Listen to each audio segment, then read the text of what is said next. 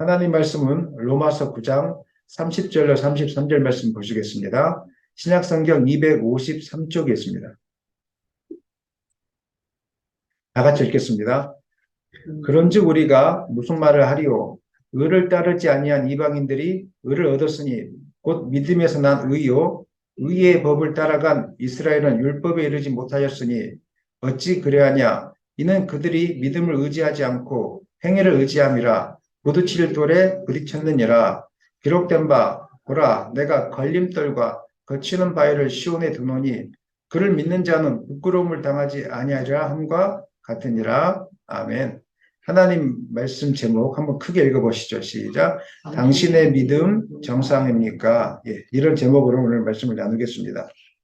요즘 월드컵으로 인해서 사람들이 이제 경제적으로 어려운 환경 속에 있지만 잠시 동안의 걱정을 잊어버리고 이렇게 즐거움을 누리고 있는 것 같습니다. 스포츠 선수들이나 예술 분야에 어떤 높은 자리에 올라간 분들이 공통적으로 그 자리에서 올라가면서 한 말들이 있습니다.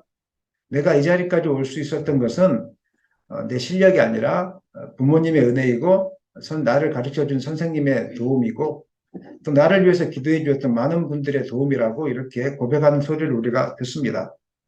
실제로 아무리 훌륭한 선수일지라도 아무리 훌륭한 예술가일지라도 부모님의 도움이 없었다면 또 선생님의 도움이 없었다면 혼자서 그렇게 크지 못했을 것입니다. 누군가의 도움이 있었기 때문에 누군가가 끊임없이 기도해 주는 분이 있었기 때문에 그 자리에 그렇게 올라갈 수 있었던 것입니다. 그러나 또 반대로 생각하면 아무리 지원을 많이 해준다고 할지라도 훌륭한 사람 한 사람이 노력하지 않고 자기가 책임감을 감당 없이 그냥 내버려두고 게으르게 살았다면 오늘 그 자리에 마찬가지로 서 있지 못했을 것입니다. 그렇다면 여기서 우리가 한 가지 질문해 볼 수 있습니다. 훌륭한 사람이 만들어지는 과정은 부모님이나 선생님의 은혜로 된 것입니까? 아니면 그 사람의 열정과 노력으로 된 것입니까? 어떻습니까? 우리는 뭐라고 이야기할 수 있겠습니까? 두 가지가 다 복합적이죠. 열심히 노력한 사람의 입장에서 봤을 때는 옆에 사람의 도움이에요. 제가 오늘 이 자리에 서 있는 것은 오늘 여기 계신 우리 권사님, 집사님들의 기도 때문에 제가 여기 서 있는 거예요. 또 우리 부모님의 기도, 부모님의 도우심과 헌신 때문에 제가 이 자리에 서 있는 거죠. 그런데 반대로 도움을 주었던 사람의 입장에서 보면, 기도를 해주었던 사람의 입장에서 보면 이렇게 이야기하겠죠. 저 사람이 열심히 해서 한 거라고. 아, 목사님이 열심히 해서 한 거죠. 제가 한 게 뭐가 있겠습니까? 이렇게 이야기하지 않겠습니까? 관점의 차이입니다. 열심히 도와줬던 분, 은혜를 베풀어줬던 분들이 볼 때는 그 사람이 정말 열심히 한 거고, 또 열심히 노력했던 사람의 입장을 봤을 때는 나의 노력보다 더 큰 부모님의 도움, 부모님의 은혜가 있었기 때문에 내가 이 자리에 서게 된 것입니다. 그렇기 때문에 은혜와 책임은 어느 것이 더 우선되고 어느 것이 더 많이 차지하자 이렇게 말할 수 없습니다. 은혜와 책임은 함께 가는 겁니다. 하나님이 우리에게 베풀어 주신 은혜가 있고 우리가 하나님께서 우리에게 명령해 주신 그 명령을 따라 살아가야 될 책임이 있습니다. 하나님이 우리에게 아무리 많은 은혜를 베풀어 주려고 해도 우리가 받아내지 못하면 우리가 의지적으로 그것을 쟁취하려고 하지 않으면 이 은혜는 아무 소용이 없게 되는 것입니다. 하지만 마음이 삐뚤어진 사람은 어떻게 생각하냐면 항상 남 탓을 합니다. 뭐라고 이야기합니까? 자기가 게으르고 마음이 강팍하고 교만한 건 생각도 안 하고 아유 우리 부모님이 나를 그때 안 도와줘서 내가 공부를 못했다고 이야기하고 내가 좋은 선생님을 못 만나서 내가 지금 이렇게 살고 있다고 이야기하고 늘 이렇게 남 탓하고 남 핑계만 하다가 부정적으로 세상을 바라보다가 하나님 주신 은혜를 누리지 못하고 그냥 인생을 그렇게 살아가는 분들이 있는데 오늘 본문에 나오는 유대인들이 바로 그랬다는 것입니다. 유대인들이 뭐라고 이야기했냐면 바울이 지금까지 우리의 구원은 하나님의 은혜로 된 것이다 이렇게 고백했거든요. 사실 바울의 인생을 보면 가만히 있으면서 하나님의 은혜를 구했던 건 아니에요. 하지만 바울이 교회를 세우고 돌에 맞아 죽을 뻔하고 굶어 죽을 뻔하고 복음을 전하다가 엄청난 노력을 했지 않습니까? 그럼에도 불구하고 자기가 이렇게 살아온 것은 돌아보니까 자기의 실력과 노력이 아니라 하나님께서 그 순간순간 지켜주셨기 때문에 내가 이만큼 살아왔다라고 바울은 고백했어요. 이게 바울의 고백이에요. 내가 지금까지 지내온 것은 하나님의 은혜로 된 것이고 우리의 구원조차도 우리의 행위 이전에 하나님의 은혜로 된 것임을, 우리의 구원은 하나님께 달려있다는 것을 로마서 9장을 통해서 설명을 했었어요. 그러면 우리가 아멘으로 받으면 얼마나 좋겠습니까? 하지만 전통과 선입견에 물들어 있었던 이 유대인들은 그렇게 받지 않았어요. 하나님의 구원이 하나님의 주권에 달려 있다면, 다 하나님의 은혜로 된 것이라면, 그러면 우리는 할 일이 없네? 우리가 하나님을 안 믿는 것도 하나님의 책임이고, 우리가 하나님을 믿게 된 것도 하나님의 책임이니까, 우리가 믿든지 안 믿든지 그건 우리 잘못이 아니다. 아무것도 아니네. 우리는 아무 잘못이 없고 모든 것은 하나님께 책임이 있네. 이렇게 이제 말하기 시작한 거예요. 그래서 바울이 오늘 본문을 통해서 그렇지 않다. 그게 아니다. 이렇게 이야기하면서 우리에게, 너희들에게 큰 책임이 있다는 것을 오늘 본문에서는 말씀하고 있습니다. 오늘 본문은 사실은 예수님을 잘 믿고 하나님 음성을 듣고 순종하는 백성들을 향한 메시지가 아니라 여전히 하나님을 믿는다고 하면서도 삐딱한 마음을 가지고 생각하고 말씀과 다른 하나님의 뜻과 상관없는 길로 가는 사람들을 향한 메시지라고 보면 될 것 같습니다. 하지만 그 속에서도 혹이나 우리가 하나님의 뜻과 상관없는 곳에 서 있지는 않는지 한번 돌아보는, 우리의 믿음이 혹시 정상적인 믿음인지 아닌지를 한번 돌아볼 수 있는 그런 시간 되었으면 좋겠어요. 왜 유대인들이 구원에 이르는 믿음을 소유하지 못했을까? 다른 이유가 아니라 그들은 예수 그리스도를 믿는 믿음이 아니라 율법의 행위를 통해서 구원에 이를 수 있다고 생각했고, 바울이 그것이 아니라 예수를 믿는 믿음으로 은혜로 받아들이기만 하면 된다고 수없이 이야기해 줬음에도 불구하고 이 사람들은 안 믿었어요. 안 받아들였어요. 마음이 강팍해서. 그 이야기를 지금 하고 있어요. 로마서 9장 30절로 32절 한번 하겠습니다. 읽겠습니다. 그런즉 우리가 무슨 말을 하리요? 의를 따르지 아니한 이방인들이 의를 얻었으니 곧 믿음에서 난 의요.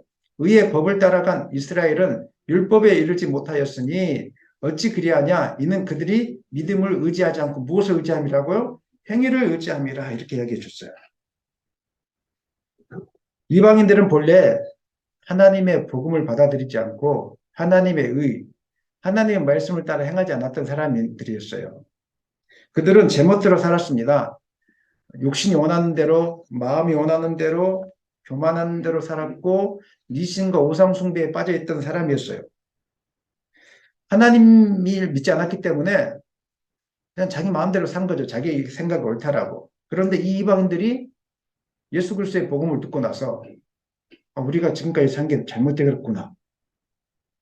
뭔가 내 마음대로 살았지만 그럴 때마다 마음속에 기쁨이 없었고, 내 마음대로 살았지만 그럴 때마다 뭔가 마음이 허전했는데 알고 보니까 우리가 헛된 것을 추구했구나. 오늘 바울이 전한 복음을 듣고 나니까 우리가 지금 헛된 삶을 살았구나 생각하고 깨닫고 나서 바로 예수님 받아들였어요. 빌립보 감옥에 있던 간수쟁이가 바울의 복음을 듣고 바로 그날의 세례를 받았던 것처럼 복음을 들었던 이방인들은 이것저것 따지지 않았어요. 예수만이 진짜 길이고 진리고 생명이구나. 이 사실을 듣고 그대로 흡수하기 시작한 거예요. 완전히 스폰지처럼 그대로 빨아들였어요. 그래서 이 사람들은 복음을 듣고 난 다음에 지금까지 자기들이 믿고 있었던 우상에 대한 것들을 다 불태 없애버렸어요. 그 하루아침에 바로 쪼개서 없애버리고 자기의 삶 중에서 잘못된 삶, 하나님의 말씀과 배치되는 것들은 다 그냥 포기하고 다 없애버렸던 거예요. 그리고 예수 그리스도의 복음이 진짜인 줄 알고 복음을 위해서 당하는 환난이나 핍박도 감사하게 받아들였던 사람들이 이 사람들이었어요. 이 복음이 진짜구나라고 증거해 주니까 이 복음만을 붙들고 감옥에 갇히고 십자가 위에 못 박혀 죽음이 당할지라도, 수많은 시련과 고통이 온다고 할지라도 이게 진짜니까 다른 거 보지 않고 이 진짜를 그냥 흡수하기 시작한 거예요. 그냥. 그리고 그들은 말씀을 따라 순종하는 삶을 살았는데 먹을 것이 있으면 나눠주고 입을 것이 있으면 나눠주고 자기의 것을 자기의 것으로 여기지 아니하고 서로에게 나눠주는 이런 일들을 그들이 행하기 시작했다는 것입니다. 그래서 이전에는 하나님에게 순종하지 않고 하나님의 의가 없었던 사람들이 복음을 있는 그대로 받아들이니까, 선입견 없이 받아들이니까 완전히 달라진 삶을 살았다는 것입니다. 사랑하는 여러분, 예수 그리스도의 복음이 진리인 것을 믿으시길 바랍니다. 하나님 말씀이 우리 인생에 정말 중요한 해결책인 것을 여러분 믿으시기 바랍니다. 세상의 사람들의 소리를 듣지 마십시오. 또 이상한 잘못된 소리를 듣지 마십시오. 여러분이 원하는 대로 따라가지 마십시오. 항상 우리가 노력해야 될 것은 참 복음. 하나님이 오늘 나에게 무슨 말씀을 하시는가? 이거에 집중하시고 이것에 순종하고 따라가는 여러분 되시기를 예수님의 이름으로 간절히 축원합니다. 하지만 오래전부터 하나님이 주신 율법의 말씀을 가지고 있었던 유대인들은 구원에 이르지 못했습니다. 그 이유는 이 사람들이 믿음을 의지하지 않고 오늘 말씀처럼 행위를 의지했기 때문입니다. 그 이유가 이 사람들은 구원에 이르는 길을 잘못 알고 있었어요. 로마서 10장 2절로 3절 말씀 읽겠습니다. 내가 증언하노니 그들이 하나님께 열심히 있으나 올바른 지식을 따른 것이 아닙니다. 겉으로 볼 때는 하나님이 다 열심히 있었고 기도도 잘하는 것 같았고 말씀도 많이 알고 있었고 우리가 볼 때 너무 훌륭한 분입니다. 이렇게 인정할 만한 열심히 그들 가운데 있었다는 것이죠. 근데 그들은 올바른 지식을 따른 것이라고요? 아니라고요? 아니에요. 뭘 따랐을까? 3절 읽겠습니다. 하나님의 의를 모르고 자기 의를 세우려고 힘써 하나님의 의에 복종하지 아니하였느니라.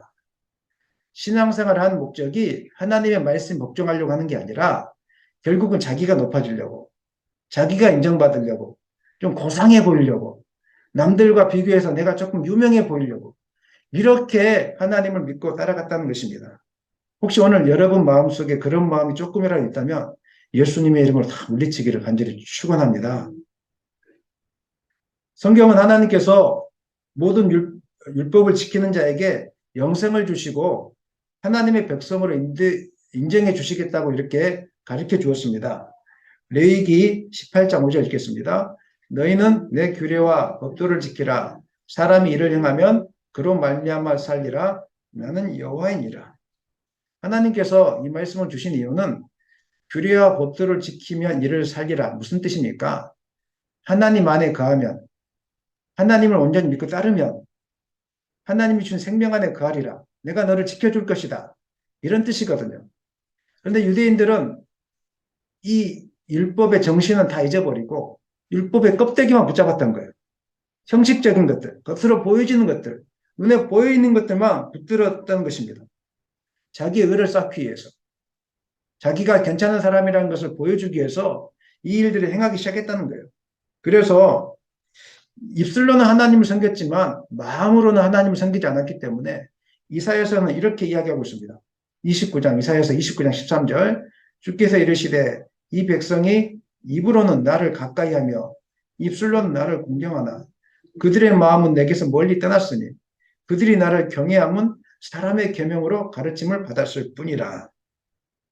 하나님의 말씀의 가르침을 받았는데 잘못 가르침을 받은 거예요. 하나님이 원하시는 뜻을 따라서 하나님의 마음을 받은 게 아니라 정신을 받은 게 아니라 사람의 가르침, 나를 높여주고 나에게 당장 손에 쥘 만한 뭔가를 줄 수 있는 것 같은 이런 가르침만 따라가게 된 것입니다. 오늘도 그런 가르침들이 이 땅 가운데 얼마나 많이 있습니까? 무슨 성경 몇 단계 공부를 하고 나면은 내가 무슨 과정을 공부하고 나면 내가 다른 사람들보다 좀 차별이 있어 보이고 그 다음에 남들이 갖지 않은 특별한 은사를 갖고 있으면 또 그런 목사님 밑에 있으면 내가 대단해 보이고 모든 분들이 그렇지 않지만 큰 교회가 작은 교회보다 훨씬 더 좋기도 하고 하지만 꼭 간혹 가다가 큰 교회 목사님 옆에 있으려고 하는 이유가 내가 그 옆에 있으면 좀 있어 보이잖아요. 죄송합니다. 여러분들은 작은 교회에 있어서 없어 보여서. 좀 큰 교회 다닌다고 해야 있어 보이잖아요. 그 큰 교회 장로님, 큰 교회 권사님 굉장히 마음이 뿌듯하거든요.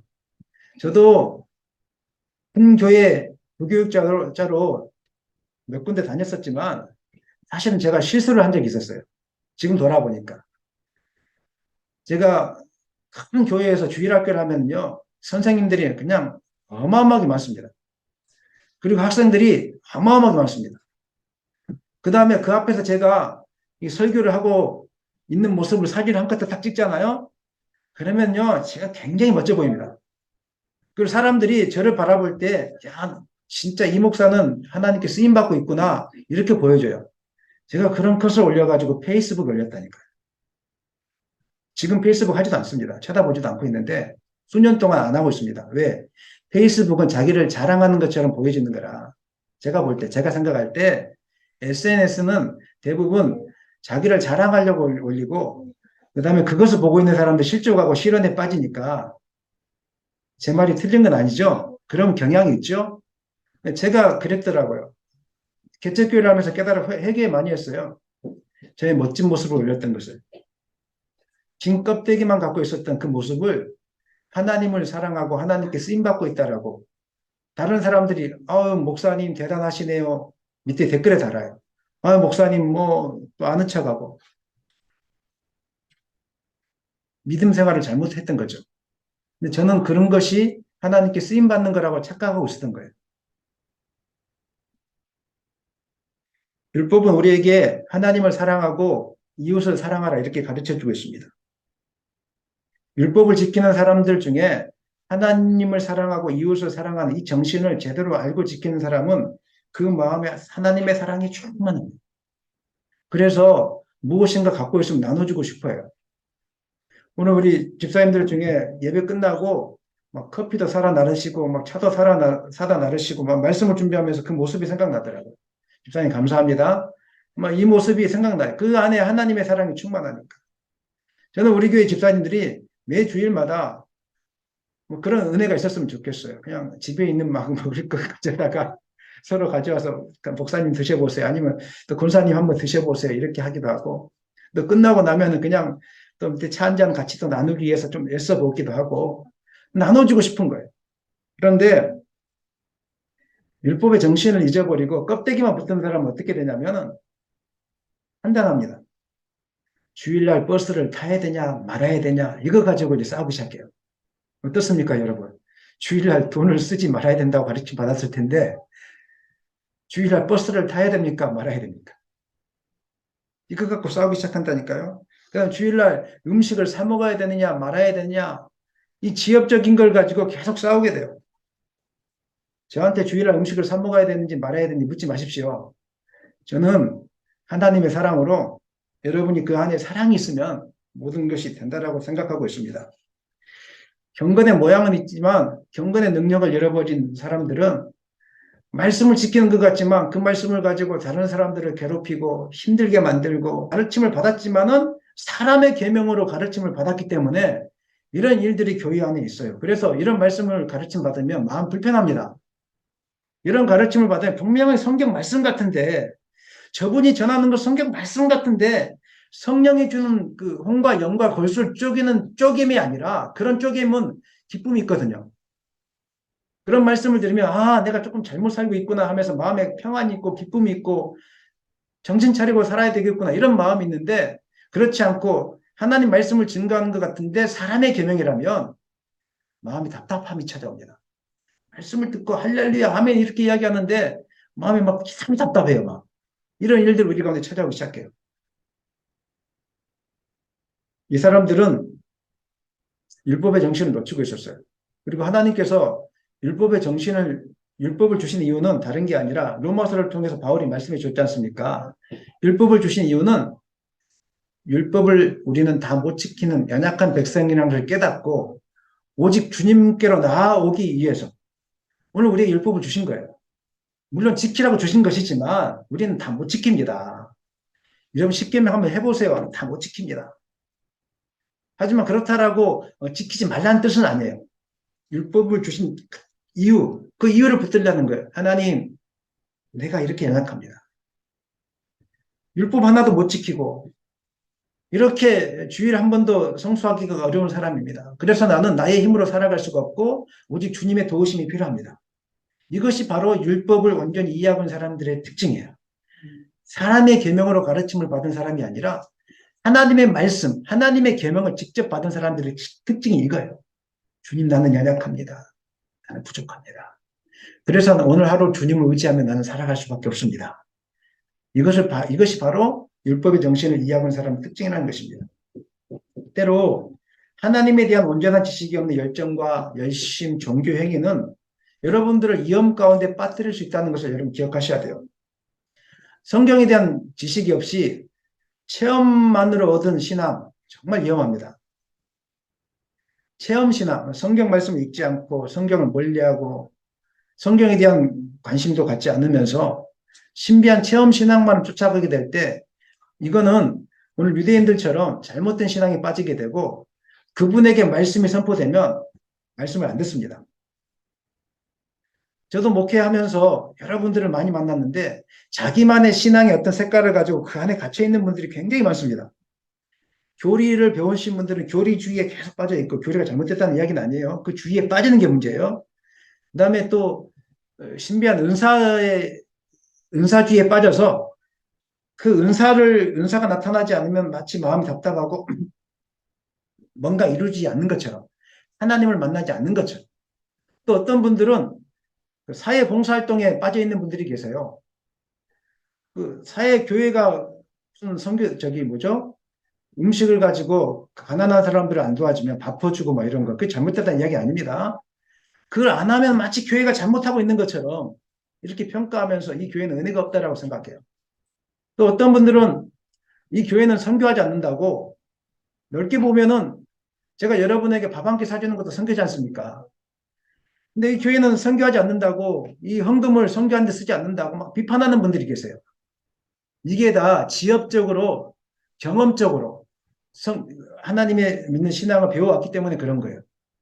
하나님 말씀이 과연 그러한가 따져보고 하나님은 우리에게 어떤 말씀을 하실까 이걸 살펴보고 날마다 묵상하고 연구하고 오늘 목사님이 선포한 말씀이 정말 하나님 말씀에 합당한 것인지 사람의 말인지를 좀 따져보고 고민해야 되는데 그렇지 않고 무조건 할렐루야 하면 아멘으로 받아들이고 물론 그런 신앙은 좋은 신앙이에요.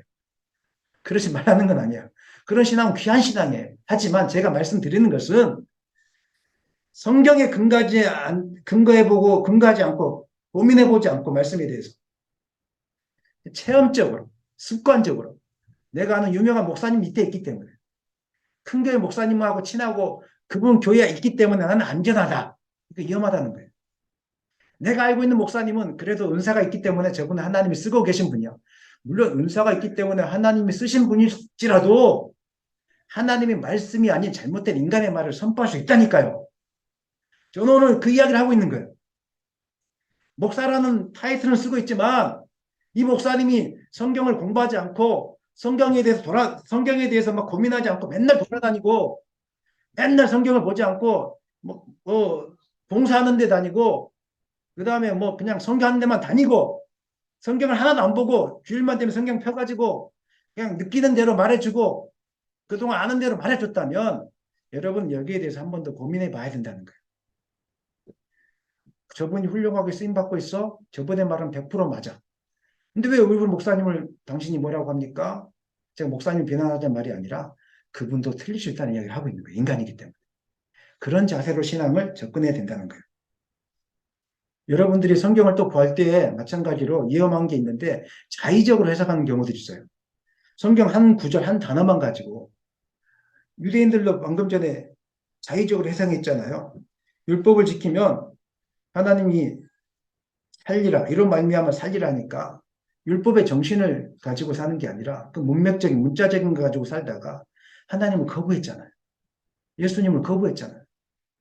성경 말씀 한 단어 가지고 우리는 이렇게 이야기해요. 성경 말씀이네. 우리가 성경 말씀이라고 하는 것은 성경의 전체 문맥, 하나님의 뜻을 아는 것을 말씀이라고 이야기한 거지 성경에 나온 글자를 들고 와서 이게 성경 말씀이네? 그러니까 맞지? 이건 성경 말씀이 아니죠.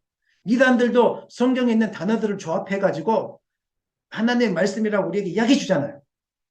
그러니까 여러분 착각하지 마십시오. 성경에 있는 구절을 들고 나왔다고 해서 그것이 성경 말씀이라고 하나님의 말씀이라고 하는 것은 굉장히 위험한 것입니다. 성경에 있는 구절을 들고 나왔을지라도 문맥적으로 그리고 전체적으로 성경 전체를 봤을 때 이것이 무엇을 뜻하는지를 분명하게 알고 전체 그 뜻을 알고 이야기해 주는 것이 진짜로 성경 말씀이지 이 단어 한 개를 가지고 이야기하는 것은 성경 말씀이 아닐 수 있다는 것을 여러분들이 좀 생각해 봤으면 좋겠습니다. 오늘 말씀의 중심은 뭐냐면 하나님의 뜻을 정확하게 이해하지 못하고 말씀을 정확하게 이해하지 못하고 자기의 경험과 자기의 생각에 갇혀서 열심히 할 때 하나님과 반대되는 곳에 설 수 있고 교회를 어지럽힐 수 있다는 뜻이에요. 이런 예화가 있습니다. 금의 산골에 태어나서 농사일만 하던 소녀가 서울에 아파트에, 아니, 그 아파트가 아니고 단독주택이 있고 정원이 있는 곳에 일하러 왔어요. 왔는데 첫날 딱 보니까 이제 열심히 이 소녀가 일하려고 보니까 첫날에 보니까 앞에 풀이 마당에 풀이 가득한 거예요. 자기는 이제 산골에 살았기 때문에 매일 잡초 제거했잖아요. 그래서 주인이 밖에 나갔을 때 호미를 들고 그 마당에 있는 그 풀을 다 그냥 뜯어내기 시작해 다 뜯어버렸어요. 주인이 와가지고 깜짝 놀랐어요. 뭐가 문제입니까? 이 소녀는 장비인 줄 모르고 잡초인 줄 알고 자기의 생각 가지고 자기의 생각으로 주인한테 물어보지도 않고 다 파내버렸던 거예요. 주인이 비싼 잔디를 다 파내버렸으니까 얼마나 속이 터졌겠어요. 우리가 하나님을 믿을 때 그렇게 믿을 수 있다는 거예요. 내 생각을 가지고 잘못된 생각을 가지고 교회에 열정을 부리면 큰 문제가 됩니다. 반대로 또 자기만의 생각을 가지고 너무 게으르게 신앙생활을 해서 문제가 되어져요. 두 가지가 문제예요. 하나님의 뜻과 상관없이 자기 열심을 내도 문제고 반대로 자기 생각을 가지고 하나님의 뜻과 상관없이 게으르게 살아도 문제고 이게 다 문제인 거예요. 가장 무서운 사람, 신앙생활하면서 가장 무서운 사람은 하나님 말씀을 모르면서 자기 소신대로 행동하는 사람. 자기가 하나님의 뜻을 안다라고 생각하는 사람 진짜 무섭습니다. 호세아서 4장 6절 말씀에서는 이렇게 이야기하고 있어요. 크게 읽어보겠습니다. 내 백성이 지식이 없으므로 망하는 듯하. 여기서 말하는 지식은 성경 구절을 몇 구절 암송하고 있고 성경 박사학위를 갖고 있고 이런 것을 이야기하는 게 아니에요. 성경 66권을 통해서 우리에게 말씀하신 그 하나님의 뜻을 분명하게 이해하고 있고 하나님에 대해서 분명하게 알고 있느냐 이것을 묻고 있는 거예요. 유대인들은 성경을 다 암송하고 있었잖아요. 매주마다 암송시키고 그 다음에 율법의 조항들 쪼개서 지키고 있었잖아요. 우리보다 더 성경을 많이 알고 있었어요. 근데 그들은 어떻게 되었습니까? 예배를 드리는데 마음 콩밭에 가 있었고 금송아지 막 엄청난 송아지를 가지고 예배를 드리지만 그 마음속에 공의가 없었고 정의가 없었고 하나님을 사랑하는 마음이 없었고 말씀을 그렇게 암송하고 있는데 그렇게 매일 아침 저녁으로 예배를 하고 있는데 그렇게 열심을 내서 소를 갖다가 바치고 양을 갖다 잡아내고 있는데 하나님이 싫어하는 제사를 그들이 드리고 있다는 거예요. 능력이 없어서 망하는 것이 아니라 기회가 없어서 망하는 것이 아니라 하나님에 대해서 바르게 아는 지식이 없었기 때문에 망가지는 거예요. 오늘날 기독교인들이 망가지고 있는 것은 하나님에 대한 바른 지식이 없이 그냥 종교적인 열심으로 그동안 어른들이 믿어왔던 그런 믿음의 본을 따라서 그냥 이것이 옳은 길인지 잘못된 길인지 생각해 보지도 않고 맹목적으로 믿고 있기 때문에 그래요. 오늘 여러분 일주일 동안 삶을 돌아보세요. 하나님 앞에 여러분이 하나님의 뜻을 따라가고 있는지 아니면 내 마음대로 믿고 있는지 성경은 뭐라고 이야기하고 있냐면 네 마음대로 믿으면 구원에 합당하지 않다라고 이야기하고 있어요. 무슨 말을 하고 있어요 우리 가운데. 우리는 주일날 그냥 예배 한번 드렸기 때문에 내가 하나님의 뜻에 합당하고 이렇게 하고 있다고 생각할 수 있지 모르겠지만 오늘 한국교회 많은 그리스도인들 중에 구원받지 못한 백성들이 많을 수 있어요. 조금 더 나아가 보자면 한국교회 권사님, 장로님, 목사님들 중에 구원에 이르지 못할 사람이 많을 수 있습니다. 자기의 열심으로 이렇게 지금 살고 있는 분들이 많다는 거예요. 성경은 하나님을 아는 지식 없이 맹목적인 열심 있는 신앙생활은 거짓된 것이고 구원이 그 가운데 없다라고 분명하게 이야기하고 있습니다. 마태복음 7장 21절 읽겠습니다. 나더러 주여 주여 하는 자마다 다 천국에 들어갈 것이 아니요 다만 하늘에 계신 내 아버지의 뜻대로 행하는 자라야 들어가리라. 주의 이름으로 선지자 노릇을 할 수 있고 주의 이름으로 말씀을 잘 증가할 수 있고 주의 이름으로 귀신을 쫓아낼 수 있고 주의 이름으로 많은 권능을 행한다고 할지라도 그의 열심의 목적이 하나님의 뜻과 상관없는 거라면 이 사람은 구원에 이르지 못합니다. 오늘 말씀이 그거예요. 여러분, 이 시대가 악합니다. 잘 구별하셔야 됩니다. 주여 주여 부른다고 저분은 훌륭한 분이구나. 저분은 영적인 분이구나. 예언을 한다고 해서 저분은 정말 하나님의 사람이구나. 이렇게 생각하지 않았으면 좋겠어요. 흔히들 교회 봉사를 잘하고 목사님을 잘 섬기고 헌금 생활을 열심히 하고 성령의 은사를 받아서 사람들에게 인정받는 삶을 살면 세상에서 축복받고 살다가 나중에 죽어서는 천국 간다고 믿는 믿음이 있는데 그 중심에 하나님에 대한 바른 지식이 없다면 그것 때문에 교회가 깨어진다면 그것 때문에 하나님 말씀 듣기를 거부한다면 지금 이분은 지금 잘못된 길을 가고 있는 것입니다. 과연 진짜 구원을 받은 사람인가 그렇지 않은 사람인가 우리가 어떻게 구별할 수 있겠습니까? 성경 말씀을 살펴봐야 되겠죠. 이 말씀 뒤에 무슨 말씀이 나오냐면 홍수가 났을 때 쓰러지는 집과 쓰러지지 않는 집에 대해서 이야기하고 있습니다. 그러면 우리에게 적용해 볼 수 있겠죠. 이 목사는 구원에 이르는 믿음을 갖고 있는 것인가 그렇지 않는가. 삶의 위기가 왔을 때 어떻게 행동하느냐를 보면 알 수 있어요. 삶의 위기가 찾아왔을 때 원망하고 분통해하고 그 다음에 또 나를 인정해주지 않는 사람 만날 때 그냥 속상해하고 금방 신앙을 또 포기해버리고 세상과 타협하고 돈을 쫓아가고 이렇게 하신 분들은 죄송하지만 제가 함부로 판단할 수 없지만 무너지는 집 이분이 아무리 장로님이고 목사님이고 권사님이고 교회에다 큰 헌물을 하실지라도 이분은 아직 구원에 이르는 믿음을 소유하지 못하고 있을 수 있어요. 그런데 어떤 시련이 오고 고통이 오고 모든 것이 안 되고 무너진 상황 속에서도 난 여호와로 즐거워하리 난 여호와로 즐거워하리 난 구원의 하나님을 인해 기뻐하리라. 오직 주님만 믿고 따라갈 것입니다. 내가 가난하게 될지라도 내 몸이 약할지라도 내 상식으로 이해할 수 없는 많은 상황들이 존재한다고 할지라도 나는 여호와 하나님만 의지하고 갈 것입니다.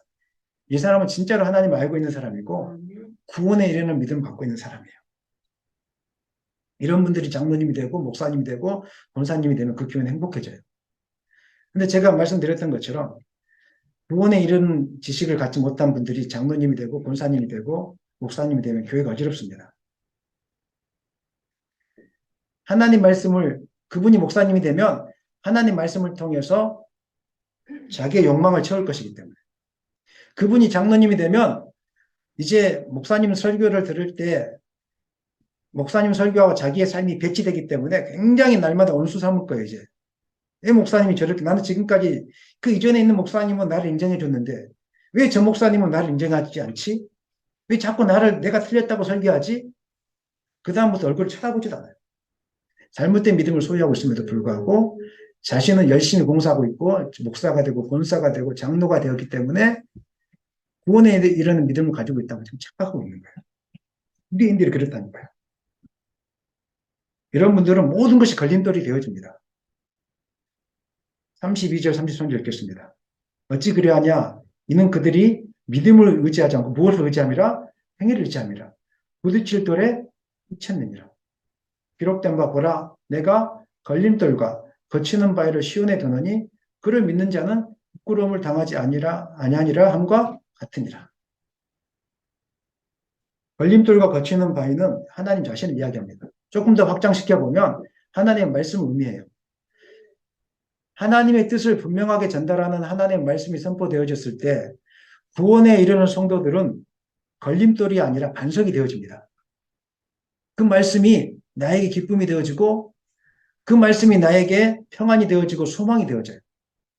하지만 진짜 하나님 말씀이 선포되어졌을 때 구원에 이르지 못한 성도라고 표현해야 될지 모르겠지만 이분들은 이 말씀이 선포되면 굉장히 괴로움을 느낍니다.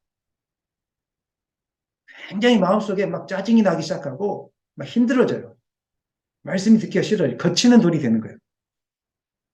오늘 걸림돌은 하나님 자신이었지만 나중에 예수님은 자기 자신이라는 것을 이렇게 말씀하고 있습니다. 누가복음 20장 17절 18절 읽겠습니다. 그들을 보시며 이르시되 그러면 기록된 바 건축자들의 버린 돌이 머퉁이의 머릿돌이 되었니라 함이 어찌미냐. 무릇 이 돌 위에 떨어지는 자는 깨어지겠고 이 돌이 사람이 떨어지면 그를 가루로 만들어 흩뜨리라 하시니라. 예수님이 오셨는데 구원에 이르지 못한 믿음, 자기 마음대로 믿었던 사람들은 예수님을 받아들이지 못했습니다.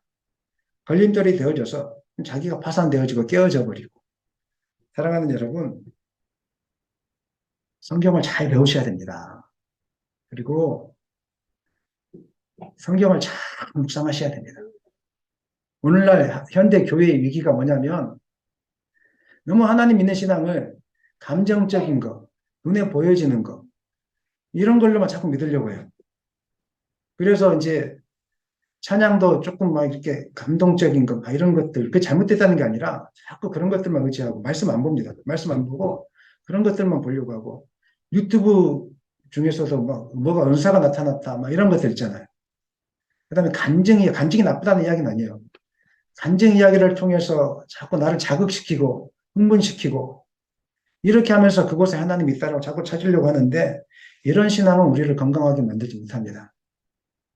우리를 건강하게 만들고 구원에 이르는 신앙은 다 버리는 신앙입니다.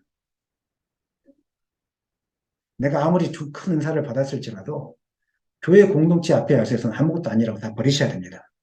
아멘 하십시다. 여러분이 무슨 큰 직분을 갖고 세상에서 크게 쓰임 받았다고 할지라도 말씀 앞에 나왔을 때, 교회 공동체 앞에 나왔을 때는 아무것도 없이 그냥 다 버리고 나오셔야 됩니다. 아멘. 하나님 앞에 나왔을 때는 빈털털이 아무것도 자랑하지 말고 아무것도 내세우지 말고 나의 신앙의 지식이나 말씀에 대한 지식, 말씀 암송에 대한 지식 이런 거 다 버리고 나오셔야 됩니다. 이게 진짜 믿음입니다. 그리고 아무것도 없는 백지 상태에서 하나님 말씀을 다시 받아내기 시작해야 되는 겁니다.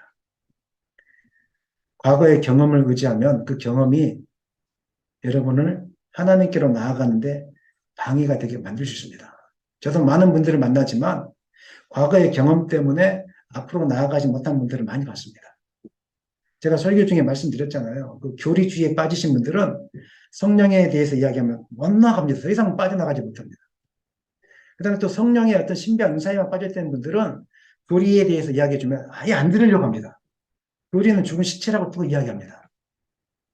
그 다음에 이제 봉사활동, 선교단체 이렇게 활동 많이 하는 분들은 또 그것이 아니다. 우리가 전도는 중요하고 선교도 중요하지만 교회가 건강하게 자라가야 되고 교회가 이렇게 균형 있게 자라가야 된다 이야기하면 또 안 들으려고 이야기합니다. 내 선교단체가 친구라고 이야기합니다. 그러니까 교회에 들어오면 하나 되지 못하고 서로가 서로의 눈치를 보면서 서로가 비난하고 비판하고 이렇게 하면서 지옥의 길들을 앞다투어 지금 가고 있는 것입니다. 말씀 마무리하겠습니다. 구원은 하나님의 은혜로 주어진 거지만 우리가 책임져야 될 영역이 있다는 것을 오늘 성경은 우리에게 지금 이야기하고 있습니다. 그것은 바로 예수님을 바로 알고 바로 알기에 힘쓰는 것입니다. 바른 믿음을 갖기에 힘쓰는 것이 우리의 책임이라는 겁니다. 나중에 예수님을 잘못 믿었다고 잘못 믿고 나서 하나님 앞에 섰는데 주님 앞에 섰는데 너는 나를 믿지 않았어. 너는 너 자신을 믿는 거고 너의 욕심을 따라간 거야 했을 때 그 책임을 누가 져야 됩니까? 여러분 자신이 져야 됩니다. 여러분이 이단에 빠졌어요. 그럼 그 책임을 하나님이 지지 않습니다. 누가 져야 됩니까? 여러분 자신이 져야 됩니다. 그 이야기를 지금 하고 있는 거예요. 우리가 하나님의 은혜로 구원받았지만 내 유혹의 욕심을 따라 이단하게 빠져들고 잘못된 곳에 신비주의에 빠져들고 교리적인 어떤 잘못된 사상에 빠져들었다면 그 책임은 누가 지는 거라고요? 하나님이 집니까? 주님이 지는 거예요? 아닙니다. 누가 지는 거라고요? 여러분 자신이 지는 거예요. 또 반대로 말씀에 대한 관심이 없이 세상을 쫓아가면서 그냥 우리 교회는 목사님이 아무 말씀도 안 하니까 나는 적당히 믿어도 되겠네. 목사님이 아무 말도 안 하니까 그냥 대충 믿어도 되겠네. 이렇게 하면 그 책임 누가 집니까? 여러분 자신이 지는 거예요. 그러므로 여러분의 믿음이 정상적인 믿음인지 아닌지 날마다 점검하셔야 됩니다. 매일매일. 여러분에게 물어보겠습니다. 여러분의 믿음은 정상입니까? 옆에 분에게 이야기하시죠.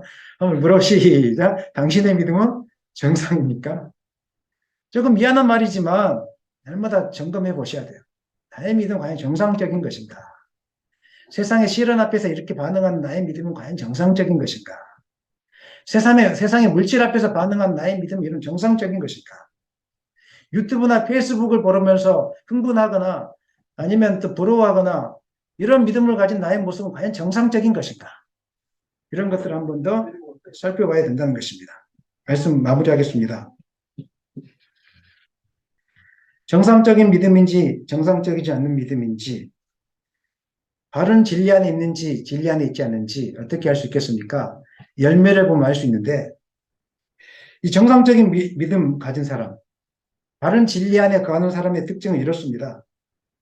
자신 안에 아무 가능성이 없음을 인정하고 오직 하나님의 은혜, 예수 그리스도에만을 붙들며 살아가는 사람은 아주 정상적인 사람입니다. 이런 분들은 조급함이나 두려움이 그의 삶 가운데 없습니다. 그 안에 감사가 있고 평안함이 있습니다. 그리고 정상적인 믿음을 가진 사람들은 자기 자랑이 없습니다. 오직 하나님의 은혜만을 자랑합니다.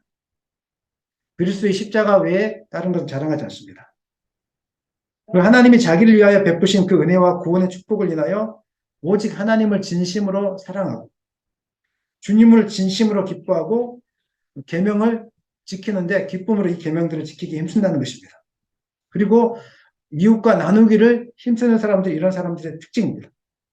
또 이런 사람들의 가장 큰 특징은 모든 일을 행하고 난 다음에 나는 무익한 종이라고 마땅히 해야 될 일을 했을 뿐이라고 입술 속에서 이렇게 고백하게 되는 것입니다.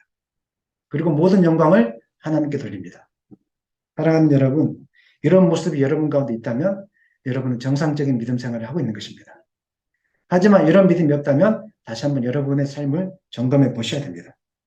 오늘 여러분들이 말씀을 배우기에 힘쓰고 애씀으로 바른 진리에 서서 바르게 하나님을 믿고 진정한 구원에 이를 수 있기를 예수님의 이름으로 간절히 축원합니다.